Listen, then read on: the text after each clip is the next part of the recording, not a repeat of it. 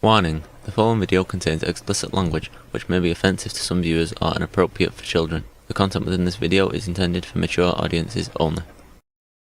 Warning: this video will contain spoilers for the 2005 to 2008 Frank Miller comic, All-Star Batman and Robin the Boy Wonder. It may also include discussions or images of violence, sexual situations, and drug use. Viewing beyond this point is a choice you have made, and you take responsibility for that choice. Thank you, and please have a nice day.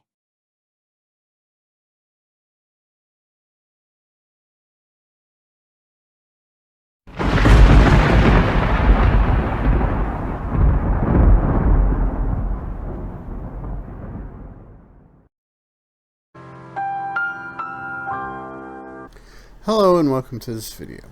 I hope everyone is doing well. I hope everyone is having fun. Hope the universe is treating you well.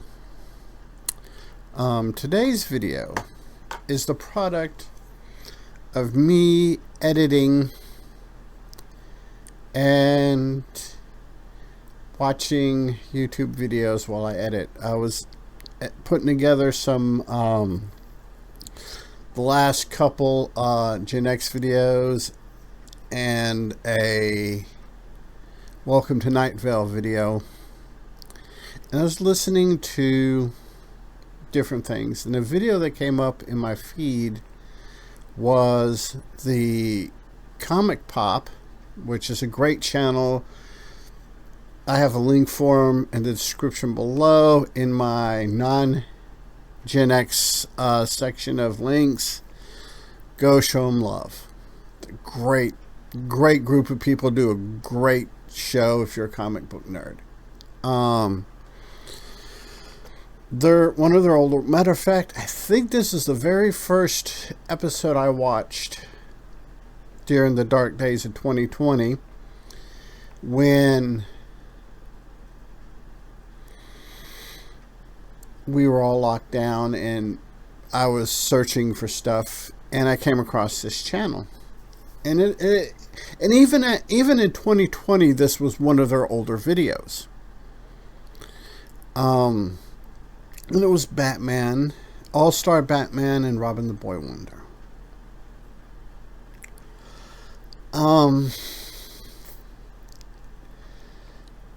And I had a copy. The reason why I watched the video back in the day was I had a copy of it.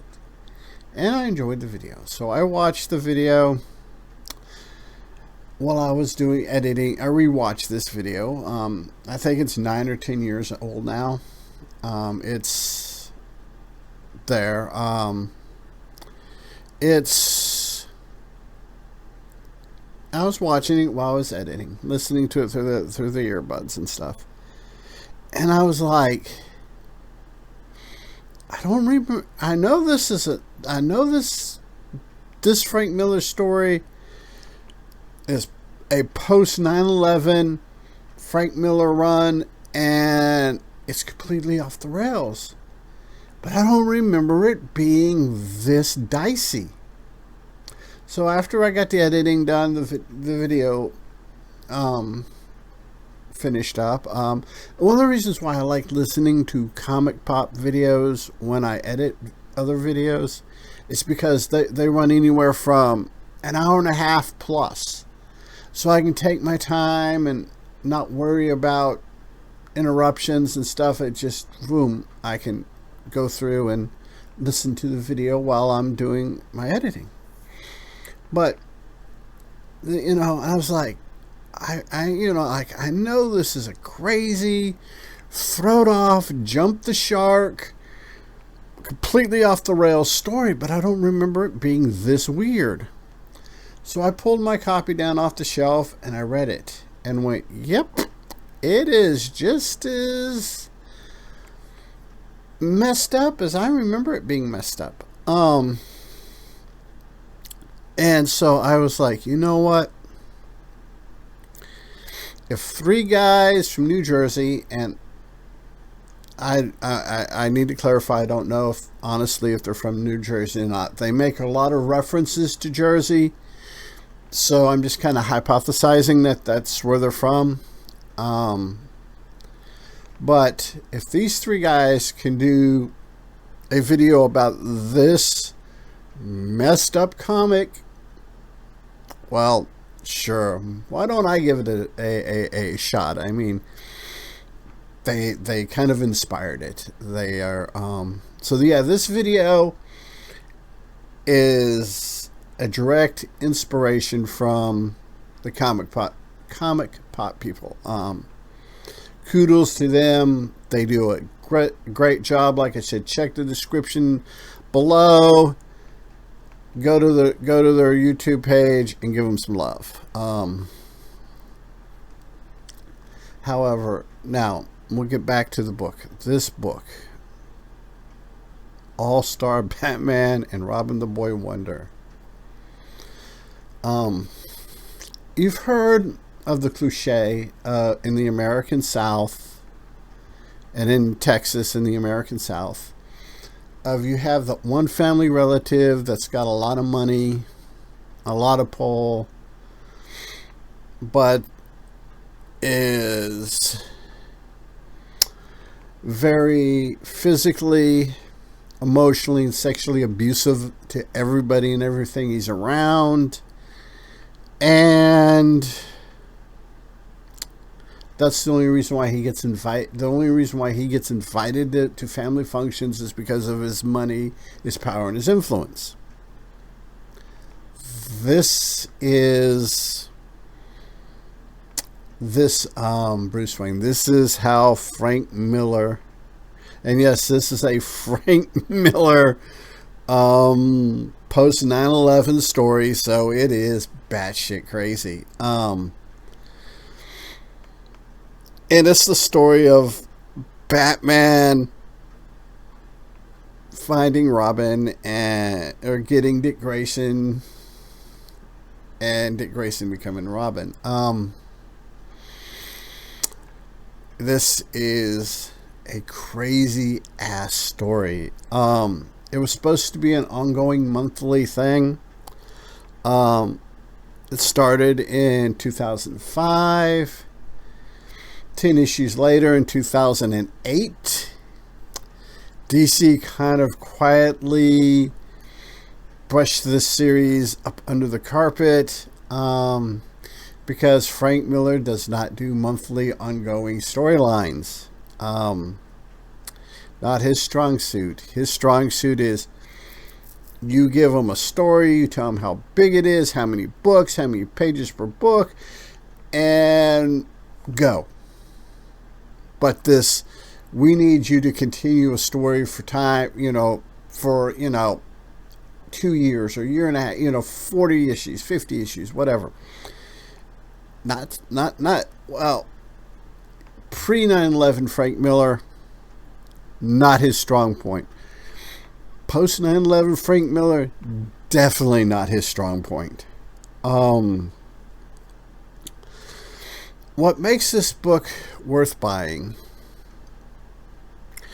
is you have to be a comic book art fan. You've got Jim Lee, who did all the art for Batman Hush. You've got Scott Williams, who's worked on a plethora of titles. I don't know, I can't think of any of them right offhand. I just remember Jim Lee on Hush because I've recently reread Hush. I believe Scott Williams did the inking, did the coloring. No, colors was Alex Sinclair. He just did the ink. Scott Williams. Jared Fletcher did the lettering. And this series, because it abruptly ends after 10 issues, after almost 3 years, 10 issues, it just kind of, we don't know, it just ends because DC just kind of swept this shit under the rug. But what we do get is we get the first issue. I have the collected graphic novel. The thing is this was a time where you put Frank Miller's name on something, it sold like hotcakes. They could have done a graphic novel of Selena Kyle in a nun's habit pegging Bruce Wayne while he repeated the 23rd Psalm over and over again, and it would have sold like hotcakes. It's just the time period. This is a very Frank Miller time period. Dark Knight Strikes Again sold like hotcakes, and that was a dumpster fire. Master Race, which was a dumpster fire, not quite as big as a dumpster fire, sold like hotcakes. And so we're in a Frank Miller frenzy. So yeah,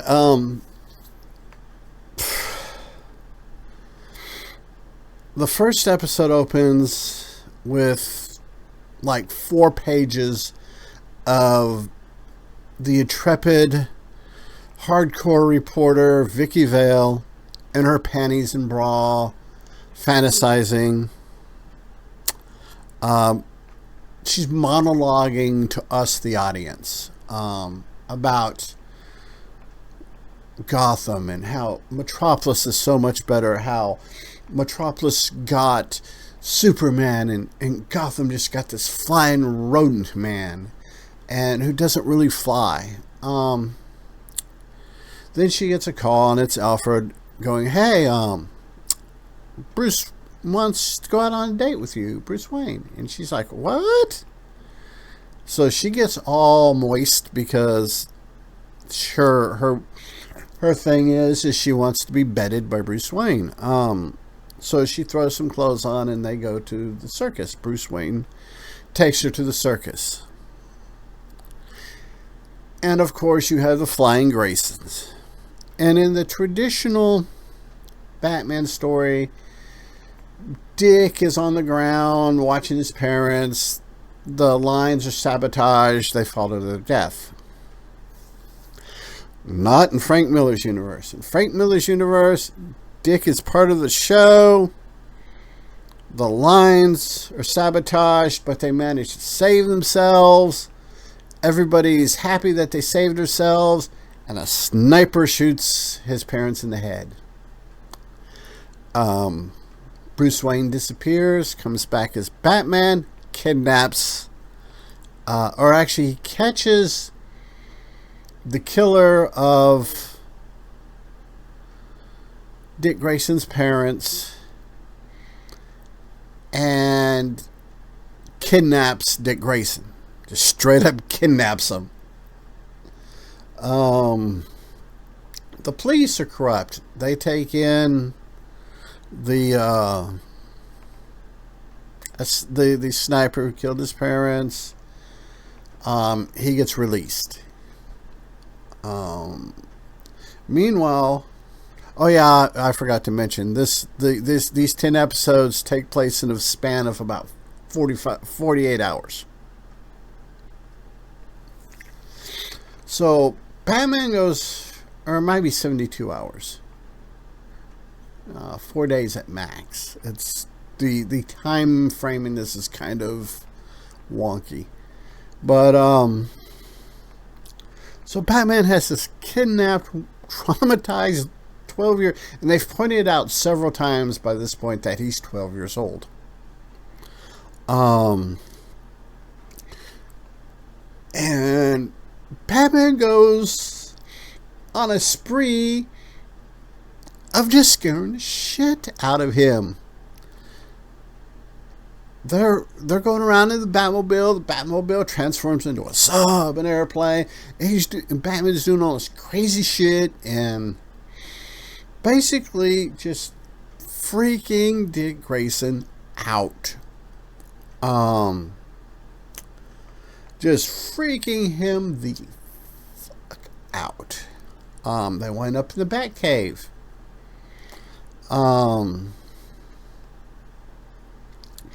And basically Dick Grayson's like, look,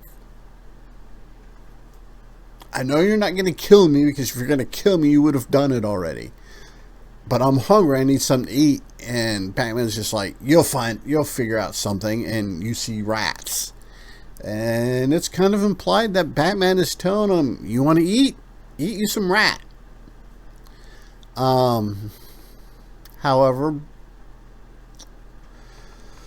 Alfred can get in and out of the Batcave without being seen. So he goes down, he gives Dick Grayson some real food and stuff like that. And Grayson doesn't know he's there. It just, as far as Grayson is concerned, it just kind of appeared.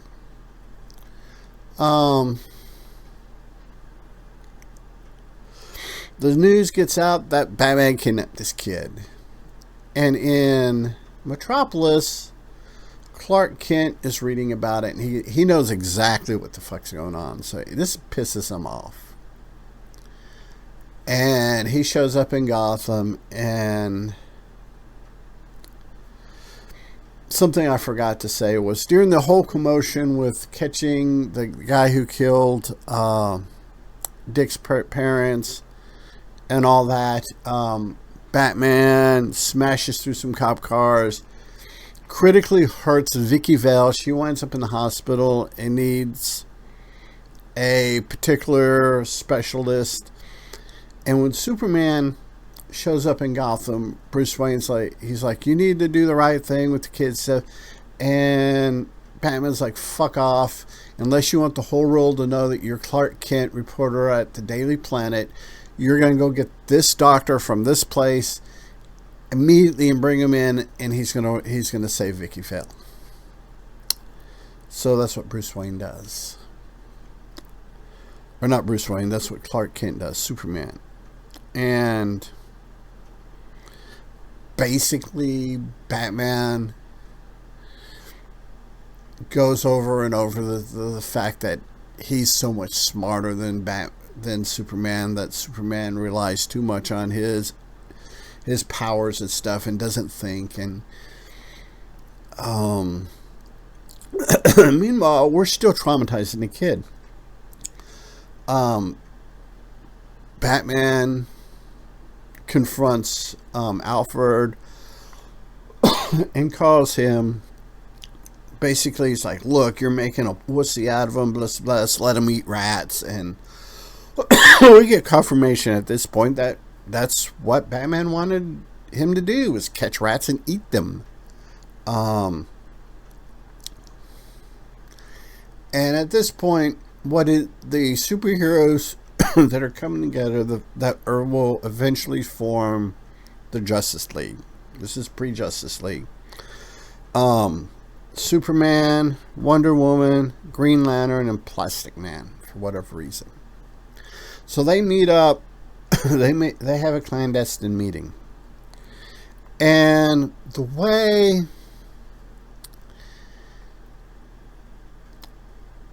Miller writes Superman and Wonder Woman, you could call him super misogynist and her misandrist woman. And because she's like, only, get all the men, rip their nuts off, pull their prostates out, and use them as slaves. That's her whole spiel. And Superman's whole thing is, you're a woman, you need to know your place. They get in an argument because she wants to go and just straight out take Bruce Wayne out. Just basically put him in the ground. And Superman's like, we don't do that shit. She's like, no, you don't. I'm an Amazon. He's a man. Fuck him. And they have this big argument, and they wind up making out. Superman and Wonder Woman make out. We also get the Joker. We find out the Joker, for whatever reason, because this run never got finished, had Dick Grayson's parents killed. When we introduced to him, he's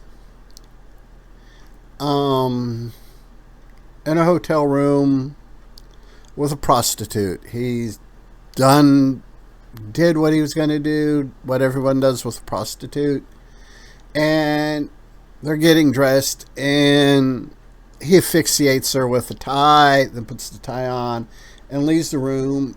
And Bruno from The Dark Knight, who we originally get introduced to in Dark Knight Returns, is there. This is like 20 years before Dark Knight Returns, and she still has the big red swastikas tattooed on her titties. So yeah, it's that. We get Barbara Gordon. Barbara Gordon is infatuated, probably an unhealthy infatuation with Batman. She, on a librarian's salary, gets made a Batgirl suit and all the Bat gadgets she would need, and commences to becoming a Batgirl, inspired by Batman. We get Black Canary. Same thing. She owns a bar, a sleazy dive bar, and she gets inspired by Batman to do the superhero clean up the streets thing. And this is kind of where everything after episode 10 is kind of left in limbo, because it ends. DC realized that Frank wasn't, he's a great writer, was a great writer, is depending on viewpoint, but he doesn't got the drive or the energy to do monthlies. So this kind of got swept under the rug, and that's kind of where it ends. On a side note, there's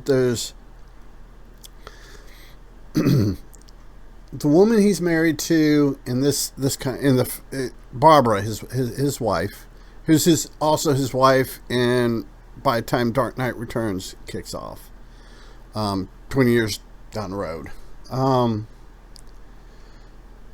it was affected in year one. Frank Miller's year one, which is an 80s, which is a really good Frank Miller title. Gordon has an affair with a coworker named Sarah. That all gets resolved in year one. But it takes its toll on Gordon's wife, who becomes an alcoholic, drug user. You name it, pretty much she does it. That's bad. But Barbara Gordon is encouraging Jim. Why don't you leave Mom? She's an alcoholic, druggy bitch, slut. Leave her and go, Sarah. You'll be so much happier. Which no kid has ever told their parents. So yeah, like I said, all of this we have these loose ends in the air, because it just kind of ended, because DC couldn't rely on Miller, and they probably let it go on about 10 issues too long. But the Jim Lee art is wonderful. The art of the whole thing is just chef's kiss. Anything with Jim Lee art, I have a penchant to pick up as a personal copy, regardless of the story, just because it's the art. I love comic book art. I love that, especially the more modern stuff, starting in about 86, about 84, 85. Then with the popularity in the later 80s, early 90s of the graphic novel format, the really clean, the really artist as the graphic novel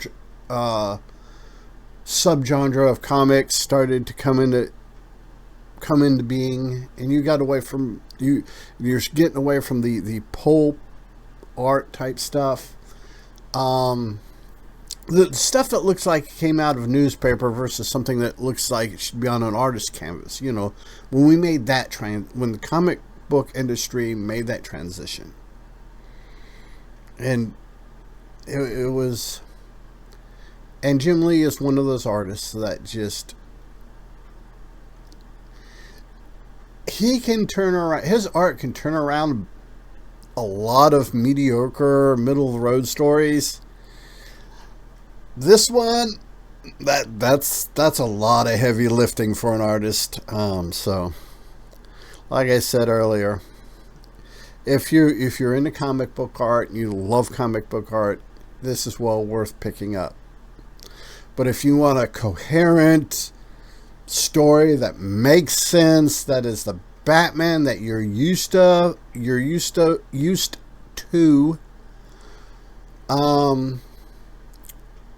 or if you're a casual fan,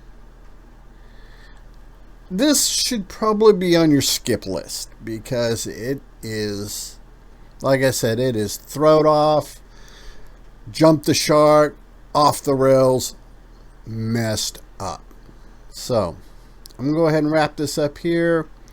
Everyone have fun, be good, be a good human, be good to other humans. Peace. Hey, it's 10 p.m. Do you know where your children are?